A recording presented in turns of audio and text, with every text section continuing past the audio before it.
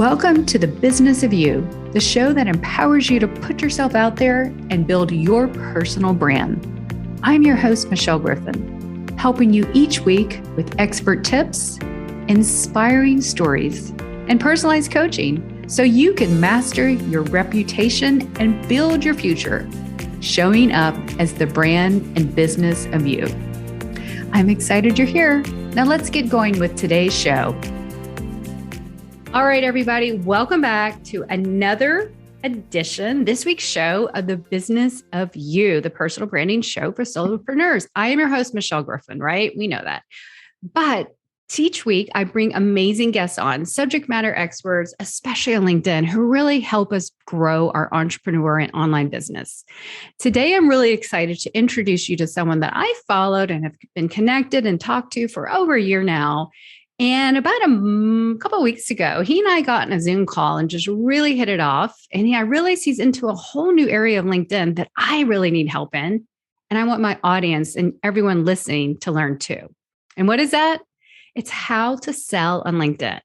You say the word sell and everyone kind of gets squeamish, right? I know I'm better marketer than seller. Like you don't want to be promoted. You don't want to be spammy. Everyone gets pitched those things on LinkedIn. Well, my guest today is an expert in how you sell without being sleazy, what feels right, and also helps people and makes you money. So I'm excited to bring on the show my friend, social selling strategist, Dan Mott, who's also the founder of 6-3 Media. Welcome to the show, Dan. I'm so glad we practiced that. That was excellent, Michelle. I'm so proud of you. I feel like I was saying Sally picks shells at the seashore. Right. It's a tongue twister. I had to think about that. But anyway, we're excited. So I hope I got that intro right. I always love to have my guests. Tell us a little bit about your story and what you're doing now, and then we're going to jump right into it. Yeah, definitely. So I think you hit the nail on the head. I am a LinkedIn social selling strategist. So I teach people sales strategies, how to use LinkedIn, exactly like you said it, right? Like in a non-salesy way, in a way that you can actually feel good about. Because I think that, especially for entrepreneurs, right? Like, and if you don't come from a sales background, you're like, all right, I'm starting my business. I know that I need to make money. I need to be able to find clients that I can support, but I hate doing it. I don't want to do it. And I think that I'm trying to break the barrier of this notion that selling sucks. It doesn't have to, right? Like there's a lot of strategies that people teach out there that just make you feel like you just almost want to vomit when you think like the word sales. It doesn't have to be that way, right? Like I think that social selling to me is a way that you can actually connect with people, network with people, and actually position yourself as an expert and actually enjoy the process of selling. And that's what I try and teach. And that's exactly what I want to talk about today, because this show and what I do in my job and with my clients is help them take that expertise or that passion project and project it out there to, brand their expertise, market it, monetize it, Now the selling thing, I need help with, I can sell my clients and we'll give them pointers, but I'm bringing an expert like you on to tell us, show us, make us not scared of it. So with that being said, where do we start? If someone wants to get out there, where do they start selling? Even that says kind of weird, right? How do I start selling? That even sounds awkward. So help us make us feel a little bit more comfortable with that. Crap, where do I start? I think that it really does take a strong foundation, right? I think there's a lot of different approaches to selling. So, you can come in it, and this is actually where I started, right? I started with tools like Sales Navigator. I started using automation in the beginning because I didn't have the audience. I didn't have the content creation skills that I needed to be able to attract an audience, which I think is so incredibly important, building that personal brand, everything that you preach, right? Like I've learned so much from you in this process. And I think that it's the foundational part that you need in order to start selling, at least from an inbound and a non-salesy, right? The approach that I take. So you really do need to have those foundational skills. You need to be consistent with creating content, because when you do, you can start attracting the right leads to you. Now, people always kind of look at the difference, and I actually think I wrote a post about this. It'll come out next week, today, but the difference between outbound sales and inbound sales. And I think people always think of outbound sales as the cold DMs, scraping people's emails and building lists and reaching out to them. And it's just that spam, that, just following up one more time for the 10 millionth time, or that awful email message that you get that's just like, hey, are you okay? I haven't heard from you in a while and just want to check to make sure that you don't need me to call 911. Like there's some really bad sales tactics out there, right? So, and I think everyone just kind of always thinks that when they think of outbound, and when they think of inbound, they're like just waiting for leads to come to them. And that's not the case at all. You need to be somewhere in between. You need to be able to use your personal brand, the content that you're creating, to be able to attract the right leads to you. And when people are viewing your content, when they are engaging on your content, leaving comments, especially when they're viewing your profile, when they're sending you connection requests, these are all soft hand raises in my eyes. They are actions that people are taking. They're clearly familiar with your content. They're clearly familiar with you. You need to not wait for them to reach out to you. You need to use that as the opportunity to start the conversation.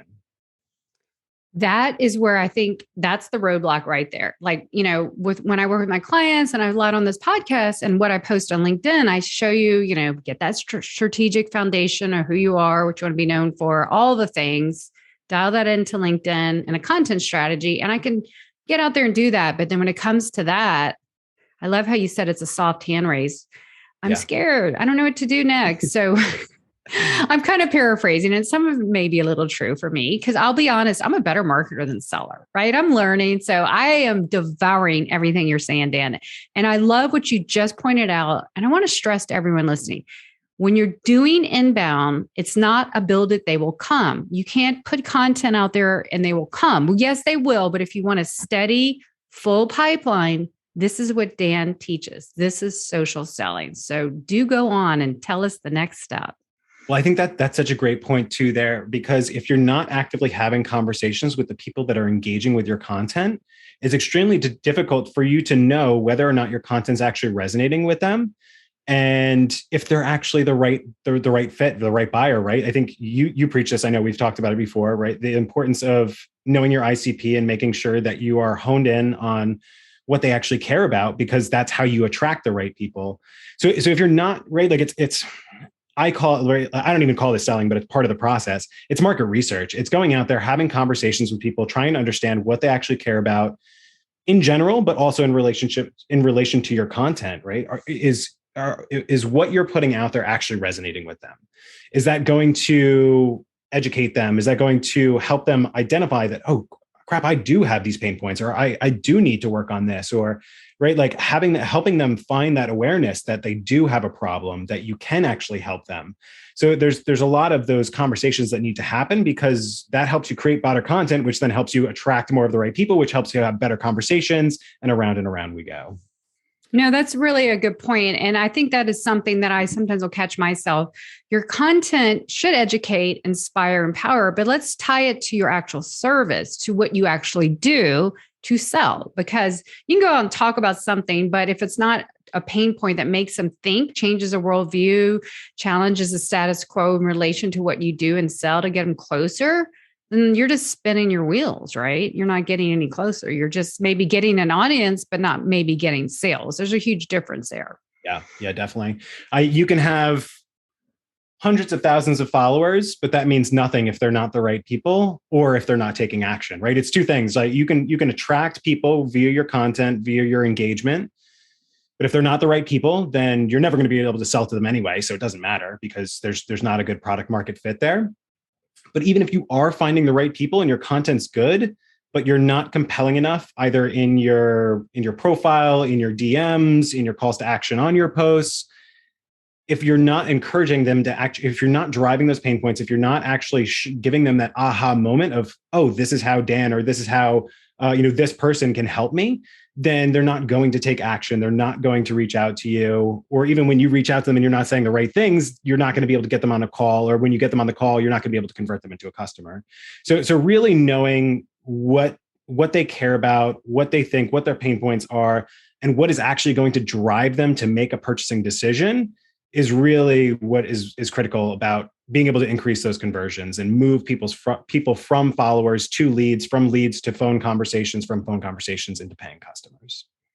Oh, I love that. So let's get a little closer to that. So we're getting the content. We know now we have to have content that speaks to them to get them, close, inching them along, so to speak, in a really service-oriented, helpful, non-sleazy way.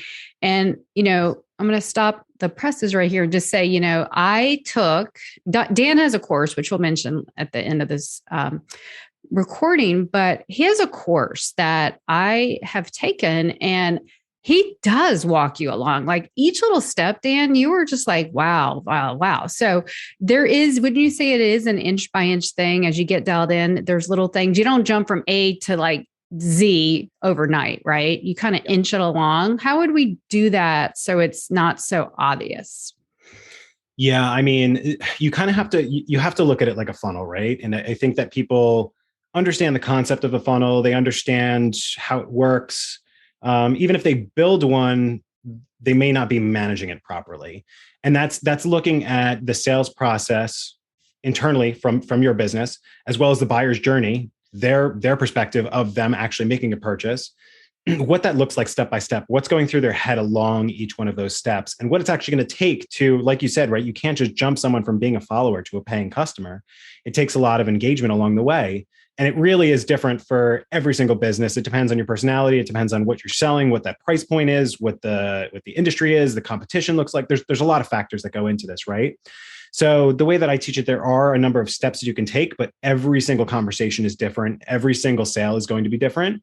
So you really kind of have to have that adaptability, and you need to be able to look into the numbers of what's actually happening to know, all right, well, how do I improve this? How do I make this better? Where am I missing the step? Where am I not converting well, right? So you kind of have to, and let's just break it down by one example, right?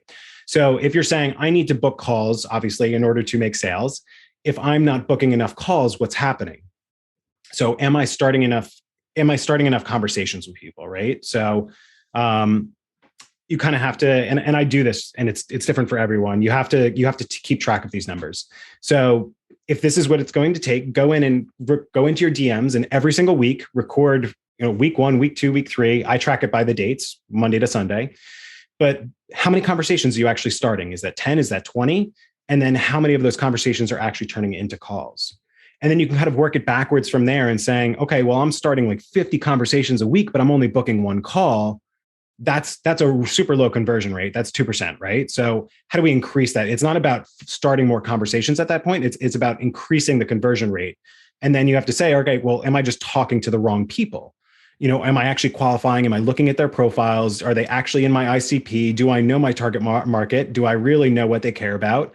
So that way, okay, awesome. I'm targeting the right people. I'm talking to a lot of people, but I'm still not converting them. Then it's got to be my message. It's got to be the things that I'm saying. So then backtrack from there. And instead of trying to sell to them, go have a conversation with them, go see what they actually care about. Go back into market research, leave the sales phase, go into market research, and actually ask them questions. What do you care about? Why would you purchase a solution like this, or a product like this, or a service like this?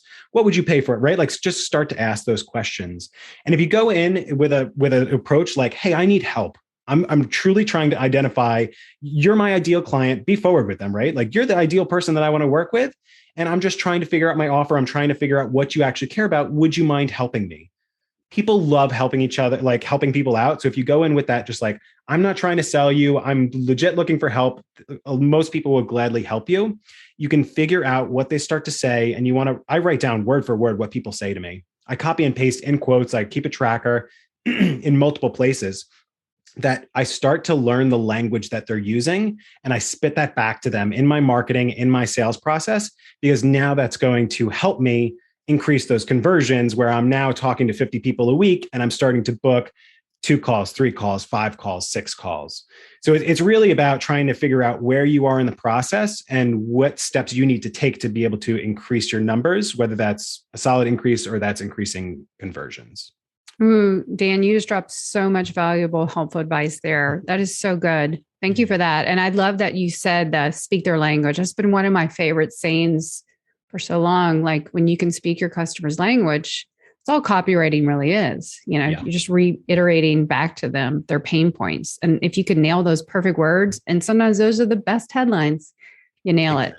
I also have a template in my coaching course that I give my clients that says very much what you said. Hey, I even think it says, I'm not trying to sell you, but I'm just trying to market research something. And, people are very receptive. When you put I am not trying to sell you, or this isn't a sales call, just, helpful research. People, like you said, I just need 10 minutes of your time.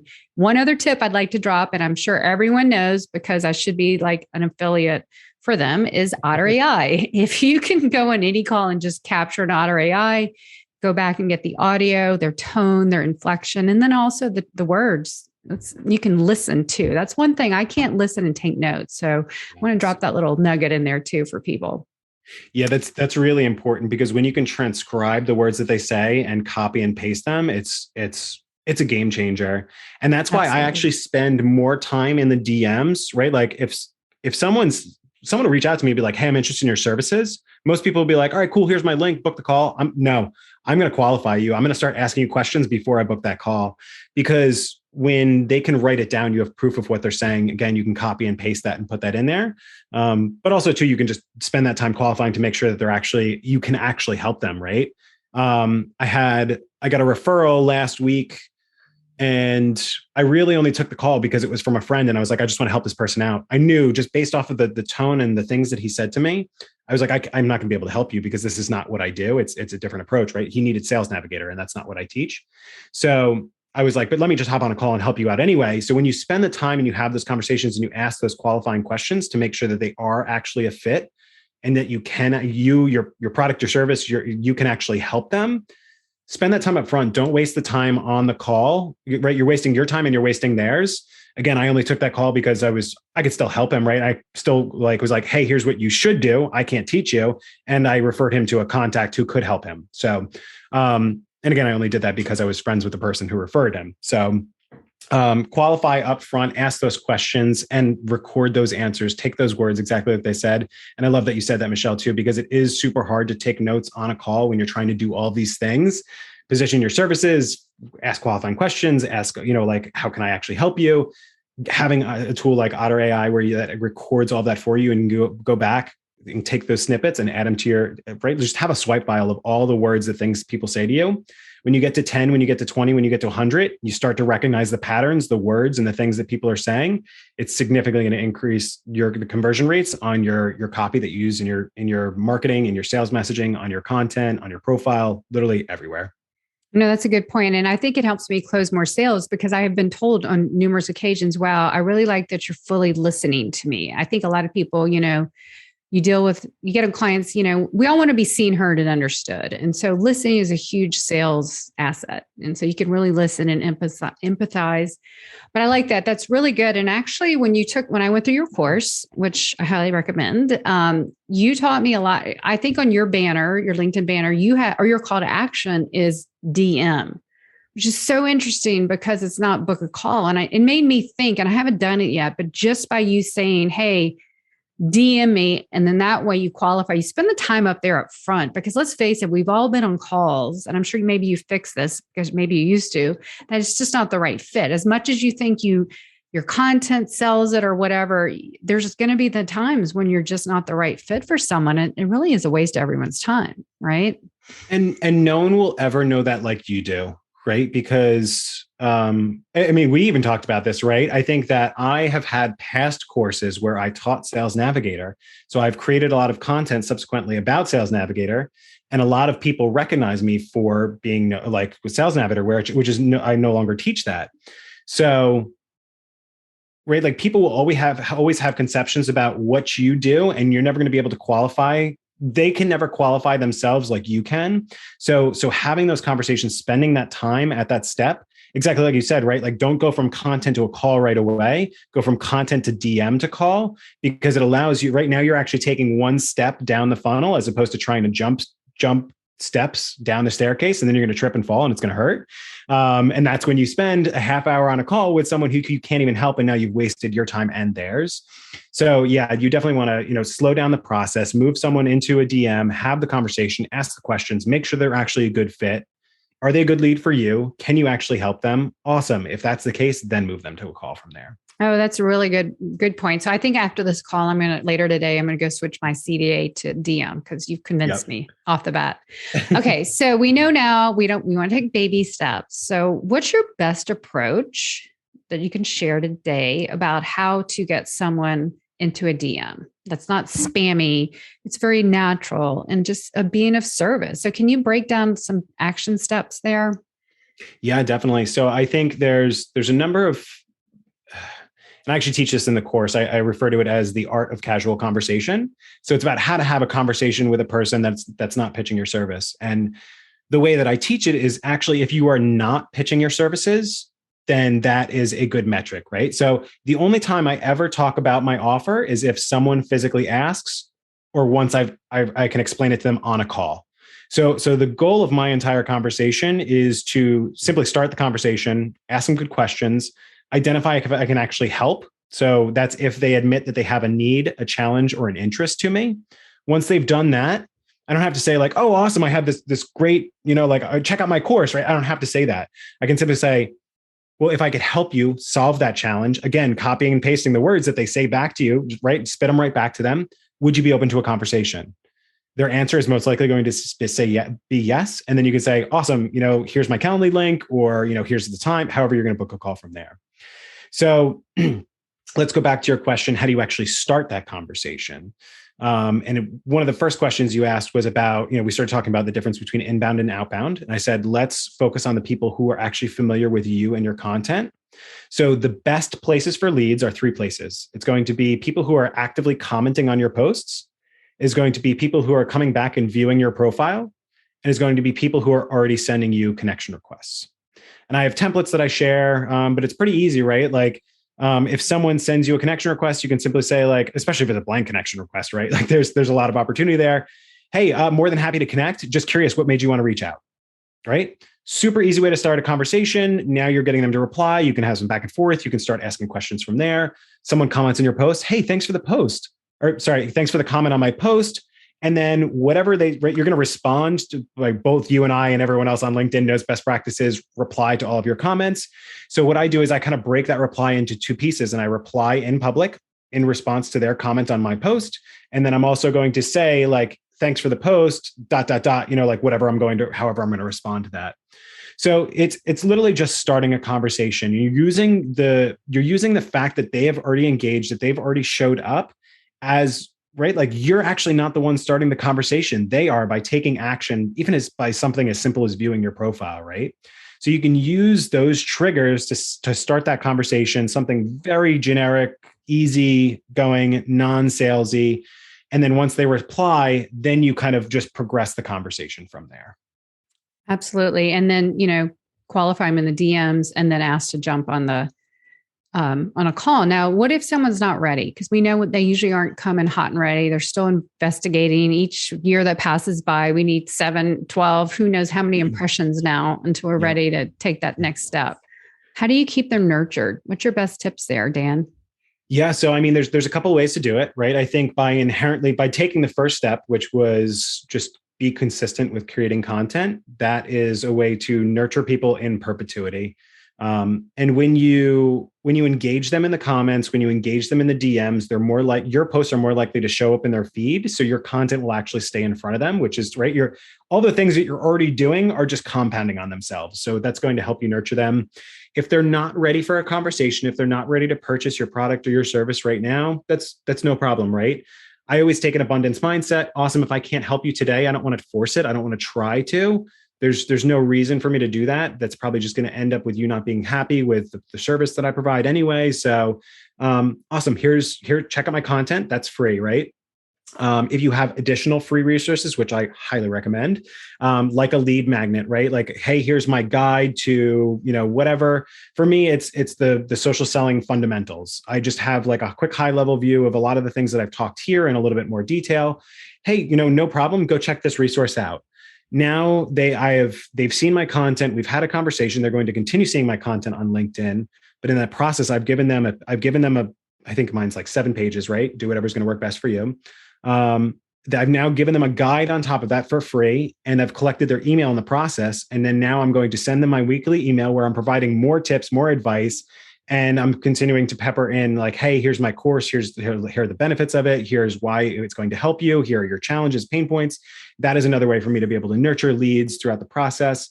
Because if they're not ready to buy, I don't want to force it. But it allows me to have those touch points now in 2 channels that will, when they are ready to buy, it's kind of a no-brainer where they're going to go.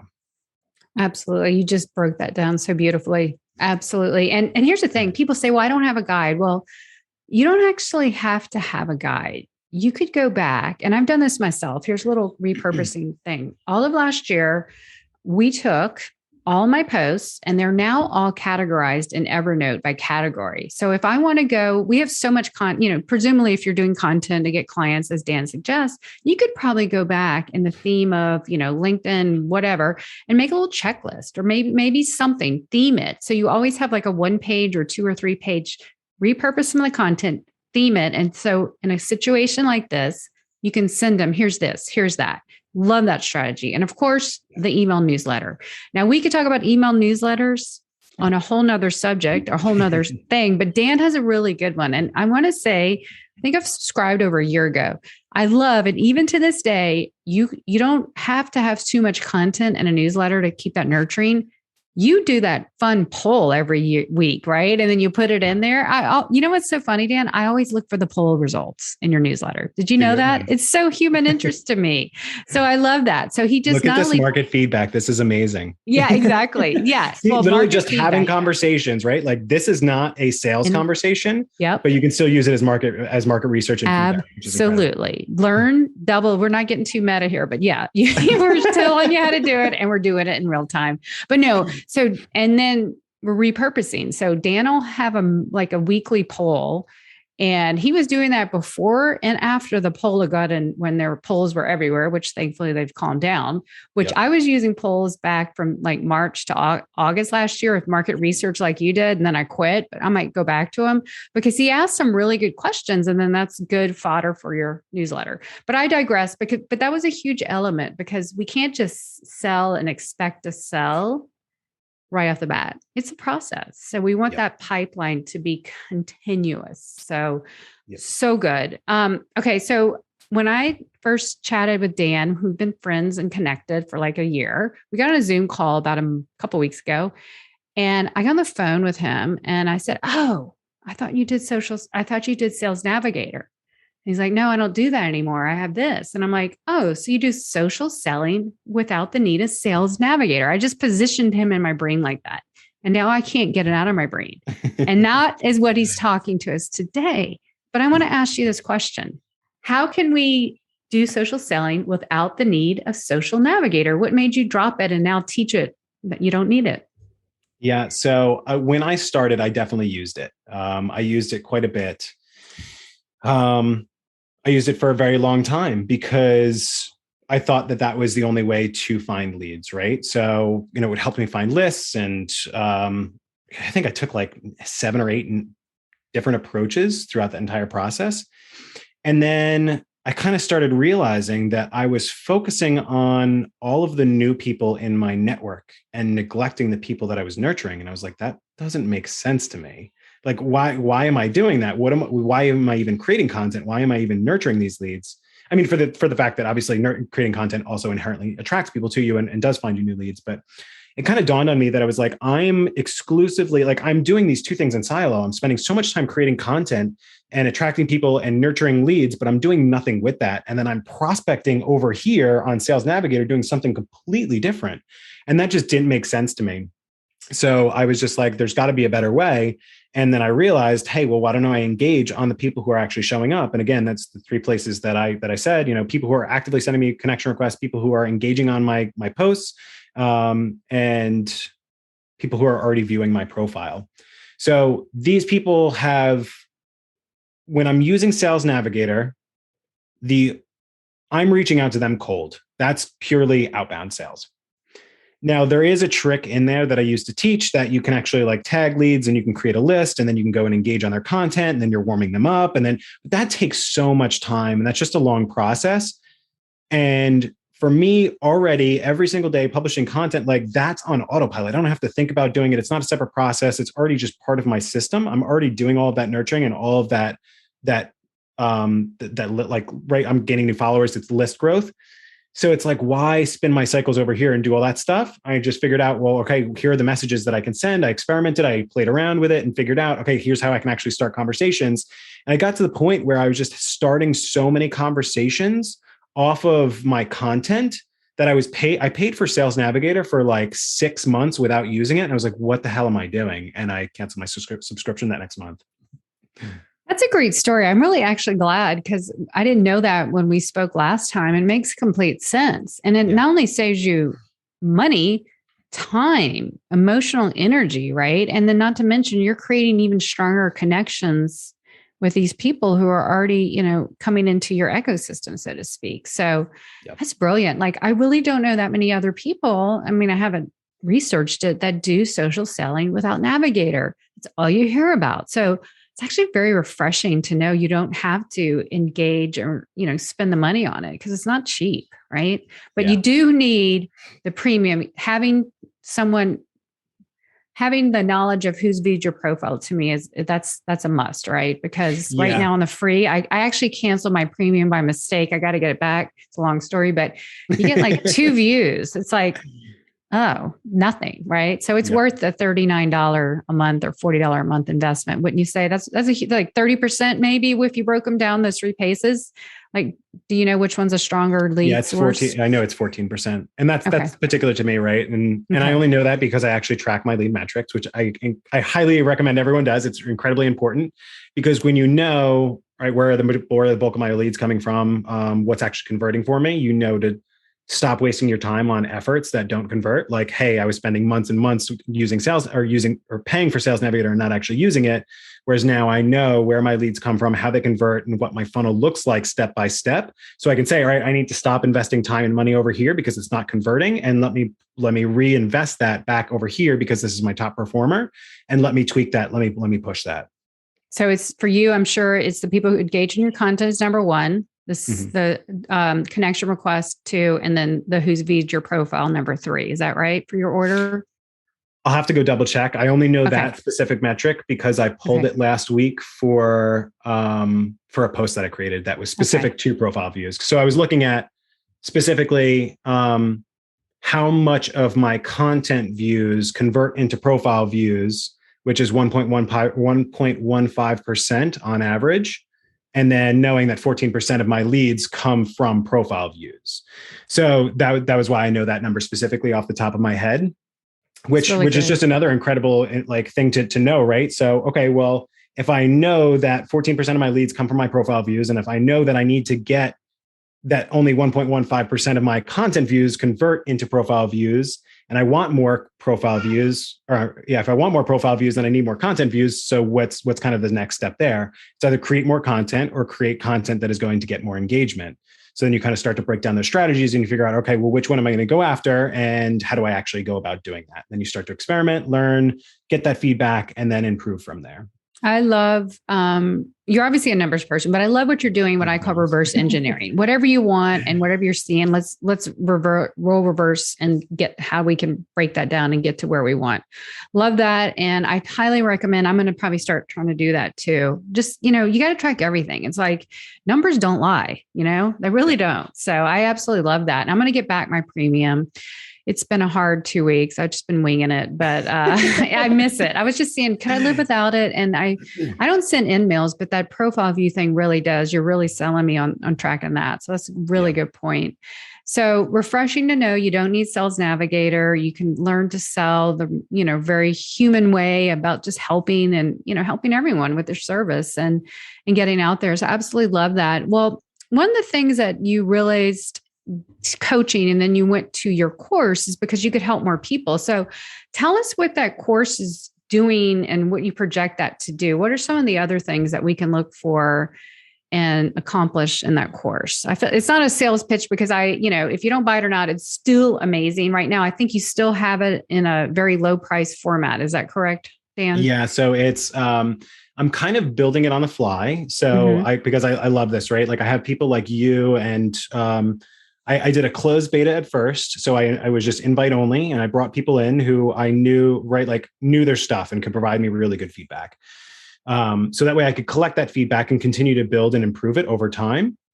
So I moved from about a month ago, I moved it into open beta. So it was actually for sale for $99. And then I will continue to progress through it as I'm still building out the course. And I'm even going back and updating lessons right? Because the market changes, LinkedIn changes, the features change. There's a lot of things that change. So I'm taking a very I want this to be an active course. I don't want to just build it and then have it be the same thing a year, 2 years, 3 years from now. I'm going to continually update it. So as I continue to build more and more of it out, the price will increase in increments. I think I'll probably cap at $250, but right now it's available for $99. And it includes the 5 principles of LinkedIn social selling, which are going to be audience, profile, content, engagement, and prospecting. Yeah, it's really I love the 5 pillars. They really help me wrap my brain around it. So yeah, so I definitely want to give you a shout out for that. It really helps me in helping me learn more on social selling. One of the things too, I know you and I both don't like to obsess about the new features of LinkedIn, but last week they did roll out the new content metrics for creator mode, which now views are now impressions, which I thought was fantastic. Yeah. But they're really helping you learn more about how your content's engaging and whom. Do you have it yet? Have you checked out that new feature? Last I checked, I don't have access to it. Okay. I am super excited. I'm not going to hold my breath though, because I just know how LinkedIn is. It'll be it's what I'm really interested in is how this impacts Shield, because a lot of content creators use Shield, which is amazing for content analytics and data. A lot of the numbers that I've spit out have been direct data that I've pulled from Shield, and I have a separate tracker with a lot of tabs, and I keep all the stuff in there, but all of my raw data and all my metrics come from that tool. So it'll be really interesting to see what LinkedIn provides and how that evolves over time. Knowing them, it'll probably be fairly basic in the beginning, and then we'll see, will they actually take the feedback of creators? Will they actually include the things that we want to see, or will they kind of just release it, maybe make one update, and then it's kind of stick and just be the basics and bare minimums? And if that's the case, then that'll be really good for Shield, because they'll still be in an advantageous spot. So yeah, exactly. Time will tell, but it was interesting to see views are now called impressions. On my group, the 365 creators community, I can now get tracked on my, counting my group views. This is all on desktop and not on mobile yet, what I'm seeing. And the word on the street from I've heard someone who follows LinkedIn new features like, daily, is that the premium tools will have access to more creator analytics. So we shall see, but it's still good news, because if you're creating content, anything is better, right? Any little improvement to help us track and ultimately, help more people sell our services, grow our businesses. So fantastic. Well, Dan, one takeaway that you'd like to give before we close out today, and then I'm going to ask you as I do every guest, your favorite professional or personal mantra to kind of help us get out there and build our brands on LinkedIn. But before we ask you that, what's one takeaway someone needs to wants to start social selling? What would you recommend to them? Selling doesn't have to suck, right? Get rid of the notion that sales is this icky thing that you have to do. Don't even think of it. Don't even call it sales. Call it networking. Just go out, build relationships, start conversations. If you're going in with the mindset that, this is going to suck, I'm going to hate this, then you are never going to do well. So the most important thing for me is that you enjoy what you're doing, right? That goes for creating content, that goes for networking, and that goes for selling too. So go in with the right mindset. Don't listen to right? If people tell you, you need to do this, you need to do that, don't listen if you don't like it. Take the elements that you do like, follow the people that teach the things that you want to do and that you believe in, and fill in the gaps with what works best for you. Track your results, right? Like, no one can give you the direct answer. Here's step by step exactly what you need to do. There's always going to be an element of you that you need to put into it. So you need to track your results. You need to follow the data, and you need to use that to collect that feedback and help you improve your process. But the most important thing out of all that is you need to have fun. You need to enjoy the process, because if you don't, you are going to fail. Absolutely love that. So if I even ask the next question, there may not even be enough for that. That could work for that too, but I'll ask it anyway. So what's your favorite, or what's a personal or professional mantra saying that you would really, put us out to empower us to get out there, Dan? The new one that I'm going with that it keeps coming up in my content. Like I keep hashtagging it over and over. Ditch the pitch. You don't need it. Love that. Snappy. You don't even, right? And I say, the art of casual conversation is, if you're successful at it, if you're good at it, you don't actually even have to position your product or service in the conversation. You're there to identify a need, a challenge, a pain point, and then ask if they would like your help solving it. So you don't need to pitch in your content, right? Like, Go out, network, have a conversation, and just see if you can help. That's all you need to do. Ditch the pitch. Oh, that's so catchy. You know me, I love my catchy things. Ditch the pitch. Ooh, that and the art of casual conversation. I see some new products down your product line with that. Love that. So keep those branded names. They're very catchy. So I definitely will ditch the pitch. I actually don't even do that now. So maybe I far on the side of not selling enough, but pitching is not. So good to know. So people in all different takes on selling will learn ditch the pitch. So very cool. So if someone wants to follow you, connect with you, learn more and listen and learn from your content, where would they find you, Dan? The best place to find me is LinkedIn. Come send me a connection request, DM me. I try to, I'm sometimes backed up, but I try to respond to every single person that DMs me. Just say, I'll give you your cold open for you. Hey, caught you on the Business of You podcast. That's literally all you have to say, or just Michelle sent me. I'll know exactly where you came from, and we'll hang out. We'll have a conversation. We'll get to know each other, and we'll stay connected from there. That's definitely the best place to contact me. Absolutely. And if they want to check out your course, where do they go for that? Right on my profile. So if you come check it out, there is a free guide, the LinkedIn Social Selling Basics. If you want to check it out, it kind of breaks down the warm leads and what conversation starters that you can use. And if you want access to the full course, it's right there, both in my features section. You can find them right there. Just go ahead and click on that. The sales page will tell you in more detail the 5 principles of LinkedIn social selling and exactly what's included in the course, what you can expect, and all that stuff. And then you can purchase it right from there and get instant access to it. Oh, wonderful. You make it easy. Everything's on LinkedIn. Very, very cool. Yeah, I highly recommend give Dan a follow or a connection request and just, learn from his content. He's sharing so much every day. So social selling is something you need to work on. And even if you are good at selling, you're going to learn something from Dan. So highly recommend. So Dan, thank you so much for taking time and sharing all your insights and all these actionable strategies and tips. I really appreciate it. We appreciate it. Yeah, my pleasure. I love talking about it, so I could go on for days. Absolutely. Well, for the sake of time, maybe we'll get you back at another time where we can find some other more deep dives, but I appreciate it. So everybody, wow, were we not treated to so much strategy, helpful advice, do's and don'ts, just like tricks of the trade. And I'm not even calling them tricks, like the things of the trade, how to social sell with a conscience, right? How to do it so you are impacting people, serving people, making money and feeling good about it. Sales doesn't have to suck, as Dan says. I think you should get that domain too. I love it. But anyway, guys, until next week, I want to continue to actually empower you, as I always do, to put yourself out there. Remember, you have a brand to build, a business to grow, and people to impact. So until next week, I'll catch you soon. Take care, everyone. Bye-bye. Thanks so much for tuning in. We need more impactful professionals, entrepreneurs, and leaders just like you getting out there sharing your expertise. So if you'd like to know more about how I can help you or your team grow your professional personal brand, please check out yourbrandyourbusiness.com. And until next time, you have a brand to build, a message to share, and people to impact. Now go put yourself out there and watch the business of you grow.